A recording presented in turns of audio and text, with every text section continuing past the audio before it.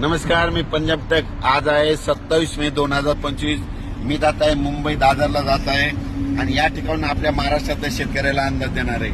राज्यातल्या सर्व शेतकऱ्याला सांगू इच्छितो की आणखी 27, 28, 29, 30 तारखेपर्यंत राज्यात भाग बदलत जोराचा पाऊस पडणार आहे, मुसळधार पडणार आहे म्हणून अंदाज लक्षात. पण राज्यातल्या सर्व शेतकऱ्याला सांगू इच्छितो की तुमच्यासाठी आनंदाची बातमी की तुमचे शेतीचे कामं करण्यासाठी 1 जून पासून ते 6 जून पर्यंत राज्यात सूर्यदर्शन घडणार आहे म्हणून हा अंदाज लक्षात येता.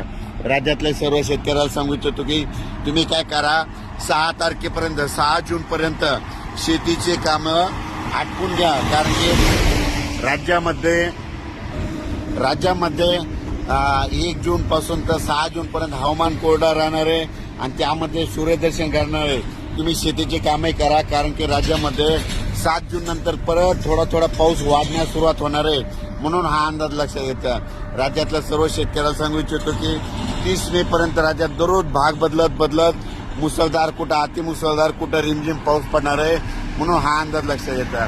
पण राज्यातल्या सर्व शेतकऱ्याला सांगू इच्छितो की पाऊस खूप झाला, जमिनीमध्ये ओल भरपूर आहे, पण पेरणीसाठी आपल्या शेतात दुरुस्त नसल्यामुळं सर्व शेतकऱ्याला एक आनंदाची बातमी की म्हणजे तुमच्यासाठी वरून राज्यात 5 ते 6 दिवस म्हणजे 1 जून पासून तर 6 जून पर्यंत रजेवर जाणार आहे. म्हणजे तुम्हाला शेती कामं करण्यासाठी वेळ देणार आहे.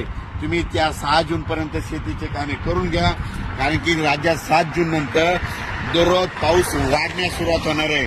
म्हणजे 7 जून नंतर 7ला थोडा वाढणार आहे, 8ला परत वाढत जाणार आहे, 9ला परत वाढत जाणार आहे.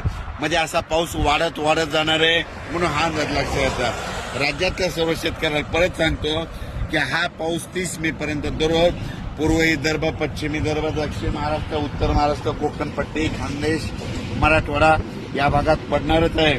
पण जास्त पाऊस मुंबईला मात्र आणखी 2 दिवस म्हणजे 27 आणि 28 2 दिवस मुंबईला इगतपुरीकडे खूप पाऊस पडणार आहे, पुण्याकडे खूप पडणार आहे म्हणून हा अंदाज लक्षात येतात. पण राज्यात मात्र 1 जून पासून ते 6 जून पर्यंत सूर्यदर्शन घडणार आहे. शेतकऱ्याला कामं करण्यासाठी वेळ देणार आहे म्हणून शेतकऱ्यांनी 6 जून पर्यंत तुम्ही तुमचे कामं करून घ्या. 7 तारखेपासून राज्यात परत पावसाला थोडी वाढण्यास सुरुवात होणार आहे म्हणून हा अंदाज लक्षात घ्यायचा. जमिनीमध्ये ओल भरपूर आहे म्हणून तुम्ही तुमचा पेरणीचा निर्णय स्वतः घ्यावा. अचानक वातावरण बदल झाला तर लगेच एक उद्या मेसेज देणार आहे. मी जात आहे म्हणजे मुंबईला जात आहे, दादरला एका ठिकाणी मुलाखत असल्यामुळे तिथं दादर जात आहे. त्या ठिकाणी जाता आपल्या महाराष्ट्रातल्या शेतकऱ्याला ह्या इगतपुरी जवळून ही